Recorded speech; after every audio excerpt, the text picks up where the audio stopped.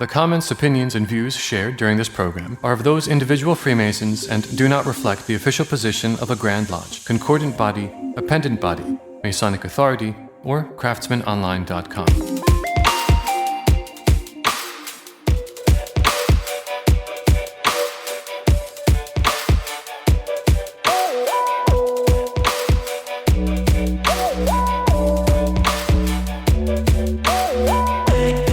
Welcome back to the Craftsman Online podcast, the only Masonic podcast endorsed by the Grand Lodge of New York. I'm your host, Right Worshipful Michael Arce, and welcome to the month of June.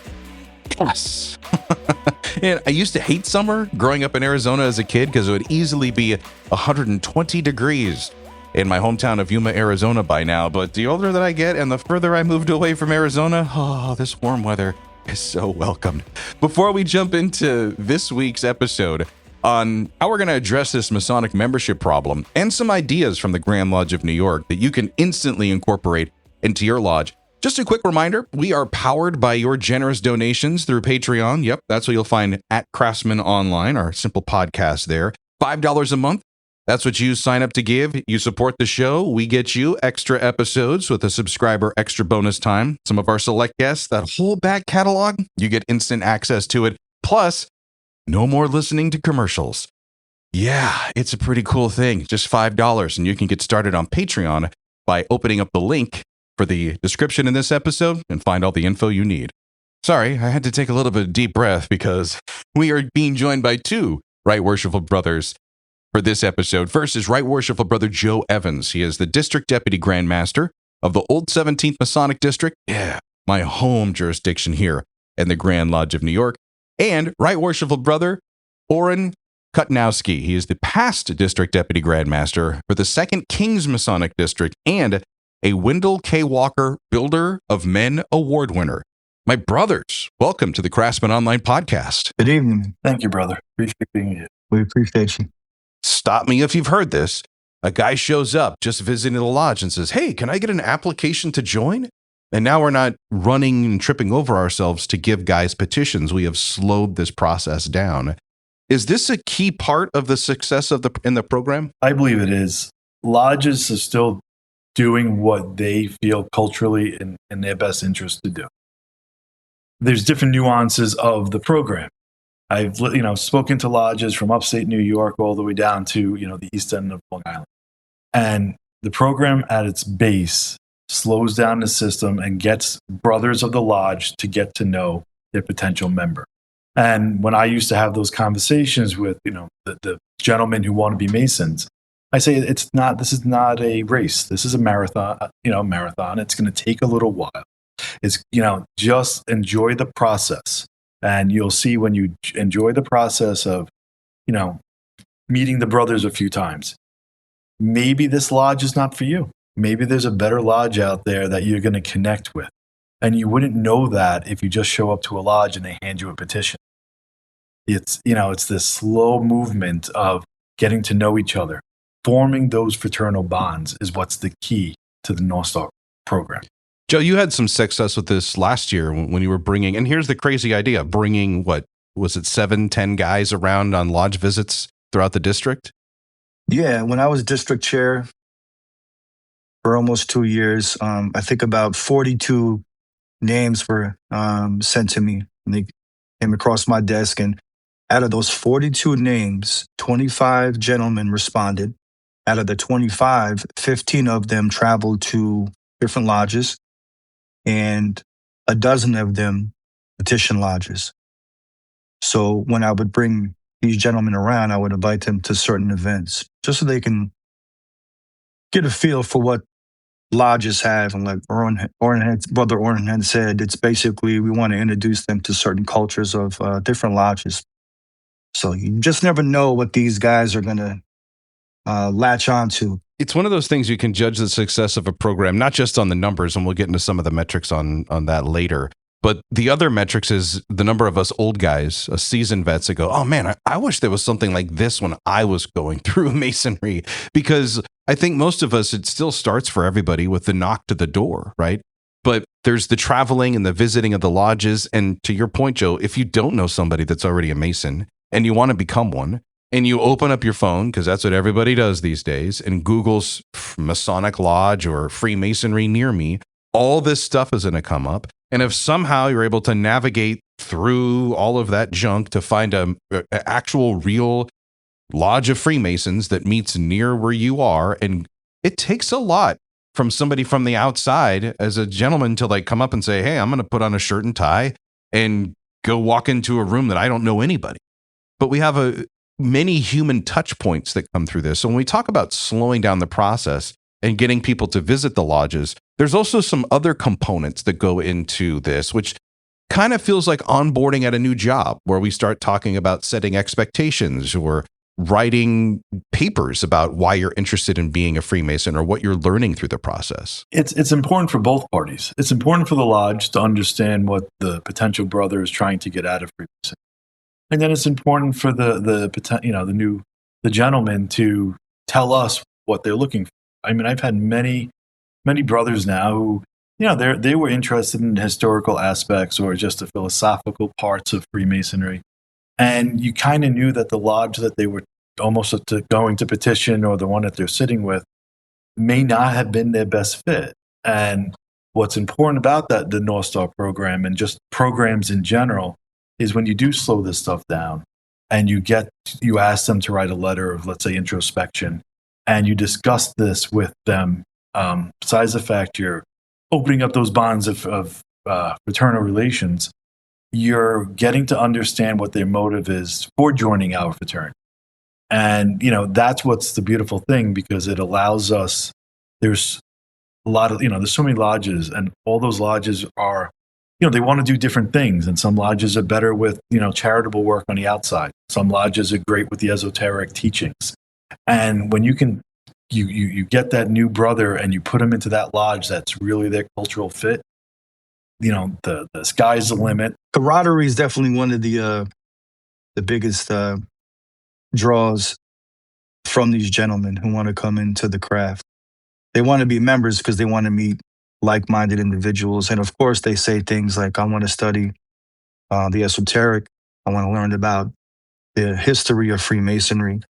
But one of the number one catches is camaraderie and fellowship with other men. And it's rare that you find guys that come in and they want to travel to many lodges. They really just want to stick to a couple lodges because it becomes familiar. And Freemasonry, joining this lodge is just going to be a doorway, because as you brothers know, the key to actually experiencing the rawness of Freemasonry is traveling to other lodges. And you may be a member at a lodge for a year and then find out that the lodge that's a half an hour away is the lodge for you. And you could always affiliate.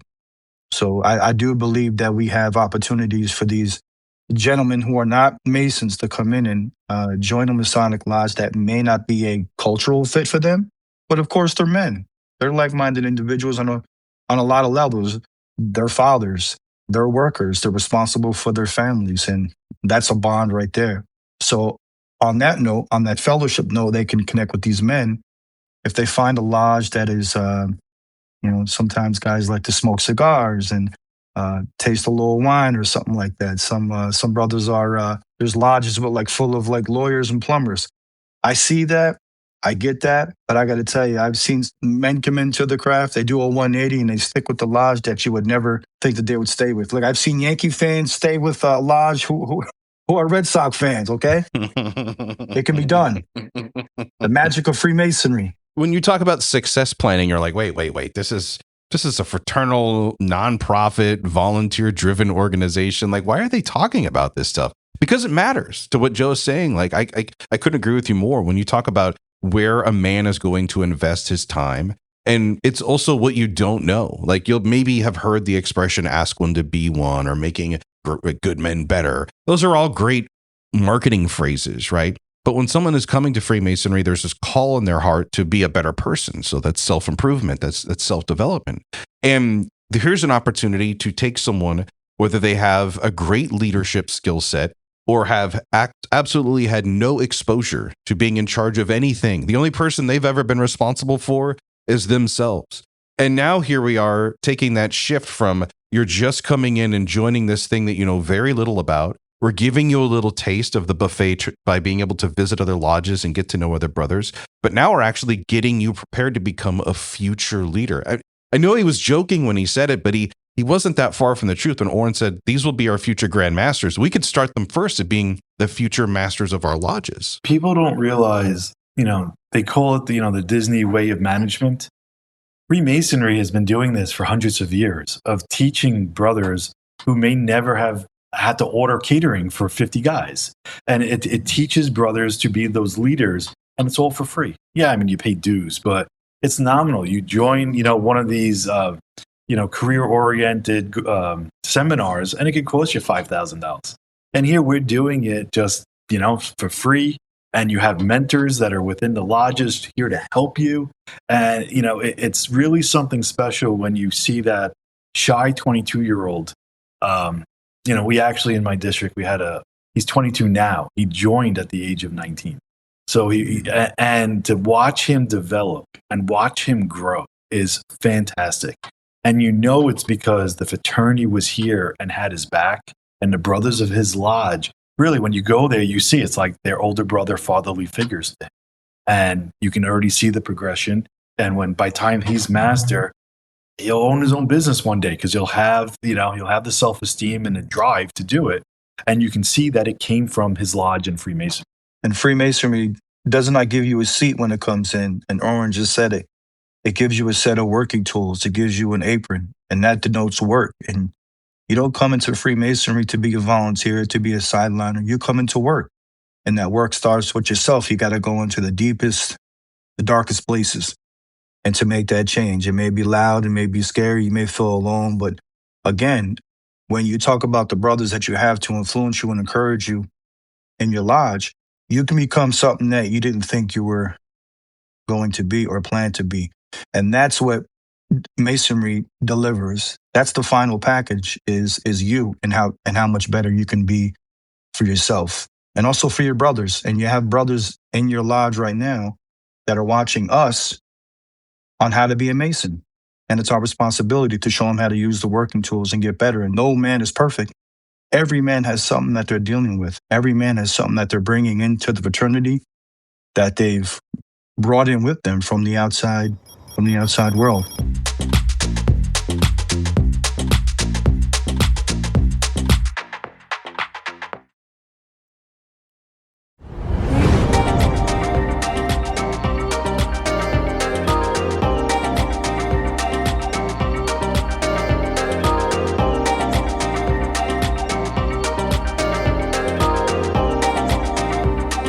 So the North Star program is a system, it's a process, it's how we get men who are interested in Freemasonry connected with a lodge near them. We prepare them for the idea of becoming a Freemason. But there's also another fold in that, is we also prepare the lodge to be ready to accept these new and interested gentlemen in. And that's a key part of it. Let's talk about the lodge profile. Like, how important is it for a lodge to know their own culture, their own identity before they can bring in new members? Oren, we have this conversation all the time about, the easy part is showing this great gift of Freemasonry, of work that to a non-Mason.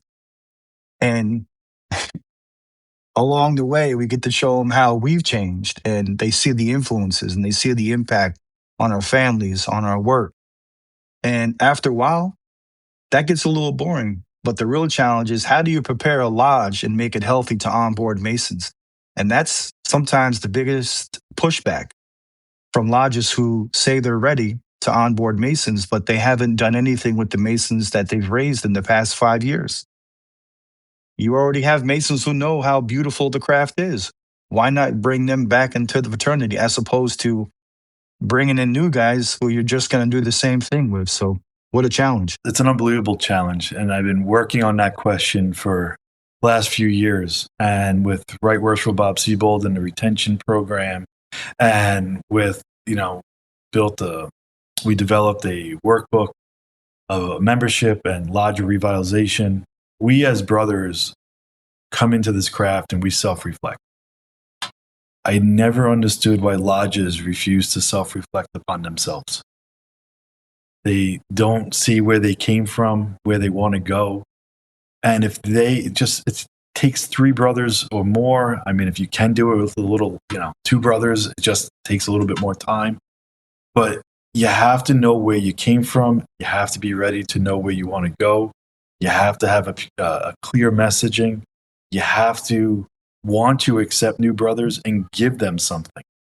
I know it's been said on this podcast because I've listened to it. I know it's been said across our jurisdiction, but we're fighting so many battles in society. If we don't have a product to provide to new brothers or, potential members, then after the 3rd, 4th meeting, after the first year or 2, why am I spending my time with you guys when I could be home with my wife? I could be home with my significant other. And that is the problem. And we don't, for whatever reason, lodges, regardless of the amount of tools or help Grand Lodge tries to give a local leadership, they just don't self-reflect upon themselves. I'd rather go to a lodge, spend 30 minutes talking about, what a rough stone looks like and how it affects me as being a rough stone, than going to a lodge listening to an argument of how much money we're going to donate. It's important too that I love that you pointed, not only that you listen to the podcast, thank you, Brother Orrin, but you also put a face to sometimes a faceless part of Freemasonry, which is the Grand Lodge. And unfortunately, some brothers just look at Grand Lodge as like this thing that exists, and it just isn't there. And the resource that is Grand Lodge are the brothers like yourself and Joe who have stepped up and said, hey, I want to help improve a process. I want to hand something. I want to put my skills and my talents, my working tools to work here to bring other people in. But to your point, yes, even to the just brother in their local blue lodge, you play a significant role in bringing in new people and getting them to stay active in Freemasonry by how you act and how you're involved with being a Freemason. Grand Lodge can only do so much, and I mean this in the nicest way. I mean, they're the governing body. They'll provide you the tools if they have the resources, financial resources, but it still has to start in the Blue Lodge. This is my opinion, but affiliation will only get you so far. It has to be from the grassroots, up from the bottom up, and change the culture of a lodge within a couple of years. It doesn't happen overnight, and if it does, that's great for that lodge. But I've spoken to lodges upstate. Wallkill Lodge has a great program, and those brothers found a need, and they developed it, and they ran with it, and they're seeing the successes of it. And I know lodges on Long Island that did the same thing. So it is, there is proof that the methods work. And Grand Lodge has supported all these lodges along the way. But it has to come from the districts and the lodges to do the work. In some jurisdictions, it's referred to as a companion. I've heard it as a guide. I've heard it as a conductor. The North Star program, we use a term called mentor. It is a very important role, different than how maybe some lodges bring in or have someone to onboard new members into it. What is the role of a mentor, and how key are they into the path of an interested gentleman becoming a Freemason? I've been a mentor since I was raised. My job was to make sure that the brothers coming in felt comfortable. And it was important that when I walked into a lodge room that I knew what the gavel tab stood for. I knew the sign of fidelity. I knew when to do grand honors and how it was performed. The simple thing is the nuances of the lodge, the culture of the lodge etiquette, protocols, very important to learn. And those small things can make the difference between a brother who feels comfortable and a brother who feels uncomfortable and he doesn't come back.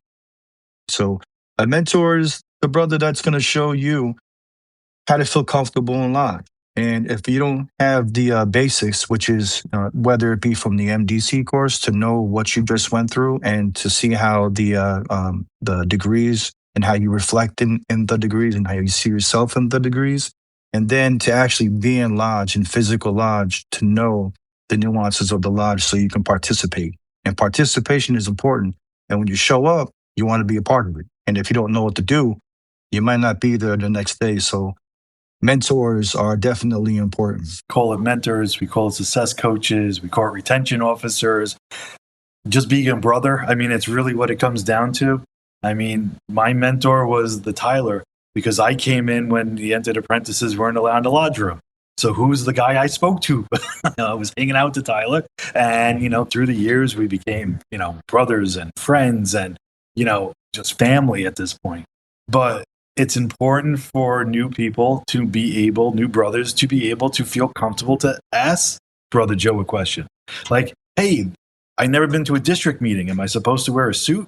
Hey, I'm going to this thing. Am I supposed to wear a tie? Because no one wants to be embarrassed when you walk in because you didn't have anyone that you could speak to. And that is the key to everything we do. It's being part of that brotherhood, that when someone falls down, we're there to help them. In their best occasions when they get married, we're there celebrating with them. In the worst times of their life, we're there with a helping hand. It's called brotherhood for a reason. Just like any Masonic coin that you've seen, it's two-sided. There's the engagement part. We've talked about that, how the North Star program and process helps filter or guide an interested gentleman to a lodge room door to eventually meet and then knock and take those steps in becoming a Mason. The other side of the coin, let's talk about retention. That's a huge problem too. Warren, you kind of talked about, and Joe, you touched on it as well. It's the old adage, it's cheaper to keep them. If we can just keep them in as members, then we don't have to run around trying to make new ones. But the North Star program uses engagement as an interesting way to also retain people from drifting away. Can you tell us more about that? I think it's the North Star program. It's almost ironic how, for the reason why it works and the purpose of it is because we teach retention almost off the bat. We show them the value of Freemasonry, not by putting it in their face, but the long process of being that quote unquote mentor in the beginning, but having them become a friend of Freemasonry first. And if they see an interest, if they have an interest in it, they'll keep coming back. And then you get to see the expectations of participation. And they see the brothers that they gravitate towards. They have conversations, and that's valuable to them. The other aspect of the need to become a member is that they may have been swayed by some conspiracy stuff, the romanticized version of Freemasonry and what it means. But then when they really get down to the nuts and bolts of it, it really is the participation and showing up at different events so they can feel the brotherhood and the expectations of Freemasonry are given to them right in their lap. And once they start to participate and practice that, it's kind of like a soft membership. They're not members yet, but they show up to the events for dinner, fellowship events. They bring their wives, they can bring their family and stuff like that. There's something special when you walk into a room, especially a Grand Lodge event, and there's 500 brothers there. You don't know who you from a hole in a wall, but they will call you brother. They'll shake your hand. They'll introduce themselves. We've all been in social, gatherings where you can eat at a dinner table at a wedding and the person next to you will refuse to say a word to you. Or you go to a lodge and you're sitting at a table with guys you don't know or brothers you don't know, and everyone's willing to talk to you. Everyone's willing to have that conversation. I mean, there's nothing better than that feeling that you're part of something. And regardless of where you live, from upstate to downstate, you're a brother, and it means something. And that retention aspect of it is we lost something along the way. Whatever the theories are of why, however it happened, but we lost. Our senior members are disappearing due to moving away or health. Some just have become disenfranchised with the fraternity for various reasons. But the idea is retention is a two-pronged approach. North Star, we're talking about newer members. But the retention aspect is keeping those lines of communication with the older members too. It's bridging the gap between the senior members and the younger members, because we're losing generational knowledge by not trying to keep everyone together. I believe the framework of Freemasonry is super important, because it's not just about the new guys coming in. It is about the guys who are already here. And when the new guys come in, older guys touch base. And the new guys encourage the older guys, I'll say. With new technologies coming in, it makes it so easy just to connect with guys. So the framework of Freemasonry is just as important as the lodge meeting. Because again, this is an organization, and we do have to get better at retaining our brothers as they come in, but also retaining, as we're talking here, retaining the brothers that we have.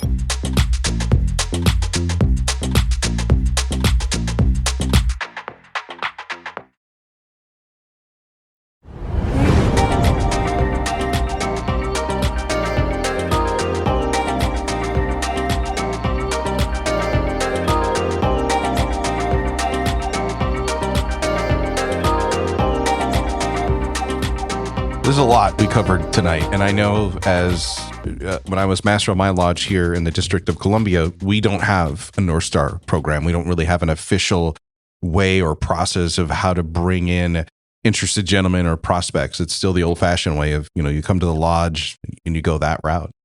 But I knew, as a well-trained North Star coach, that I wanted to slow down our degree process. I want to slow down our Masonic education. I want to slow down the petition process so that we could really cater that year or that time to that new brother and really make sure that that seed was planted so that he would be a strong tree in, our Masonic forest.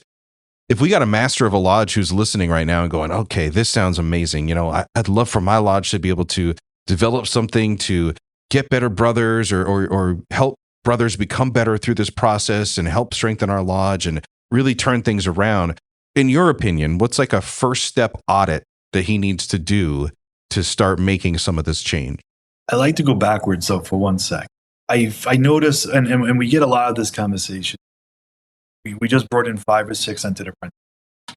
Then we just brought in 5 or 6 master masons or 8 master masons into the lodge. It's amazing. And I give those lodges kudos. But then you think about the retention aspect. You just brought in 5 entered apprentices. How many people are mentoring them? Do you have 5 separate mentors? Do you have 2 separate mentors? It's a lot of people to bring in and make sure they get the experience that you hope they're going to get as you continue that journey. So I just want to throw that out there that, we have, as lodges and members, we always look at, our membership's decreasing. Yeah, it happens. Things happen. It's cyclical, but quality over quantity, that's always been, a thought that if you do slow it down, maybe, the class may get a little smaller, but that retention rate will increase tenfold. So it's always something that, we can keep in mind. To answer the other question of what can you do? The first step is, and in my personal opinion, is the lodge has to do a survey amongst themselves of what they're looking for. What is their culture? How many brothers are they willing to bring in? How are they going to handle this retention and mentorship? Do they have the brothers that it's going to take?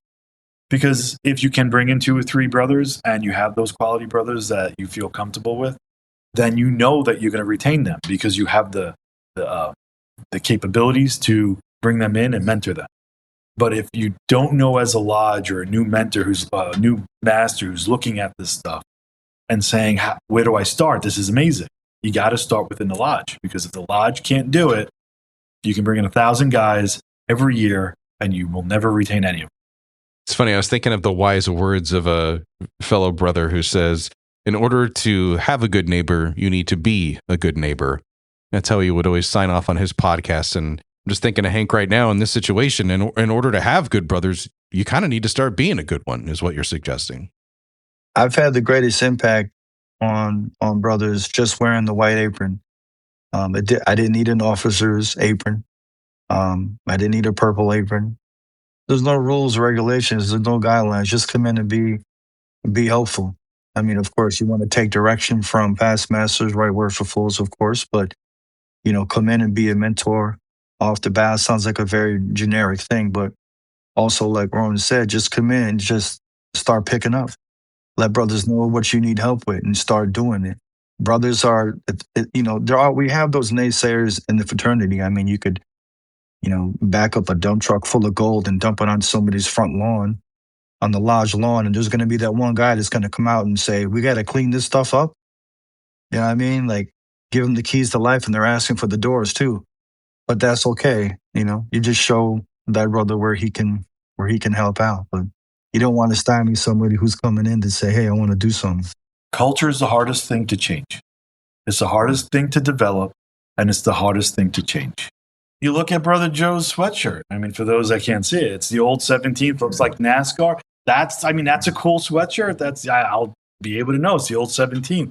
And you see it when you go to St. John's weekend. And I tell all the new brothers, go to St. John's weekend. When you march in the parade and you see the Bronx, you see Richmond County, you see the old 17th, and everyone's got their whole thing. Some guys are wearing Hawaiian shirts, some guys Norseman Lodge wearing the Viking stuff. It's their identity, it's their culture, it's everything that's about them. And that's what makes this fraternity great, because regardless if, you're 11 lodges or 18 lodges and the old 17th, each one has their own thing. And each one comes together as a district, and the bonds of the fraternity are strong. And how do you beat that? You can't. You just can't beat it. You said it on this podcast, and we say it across every lodge. What type of fraternity, what other fraternity, regardless of race, creed, color, religion, whatever it is, brothers come together in just the bonds of the fraternity. So why wouldn't you want to join an organization like that? I'm upset that I didn't join earlier. Thanks again to my guests this week, Right Worshipful Brothers Joe Evans and Orrin Kutnowski, for their time to discuss the North Star program. You can learn more about this initiative from the Grand Lodge in New York by opening up the description for this episode and clicking on the link. I'm Right Worshipful Brother Michael Arce. We are into the month of June and pushing on. Next week, we welcome a brother who has recently left his time in the hot seat and is here to tell the story. Worshipful Brother Edmund Freeman will be my guest as we talk about his year in the East, reflections on being the master of his lodge. That's next time. Until then, let peace and harmony prevail.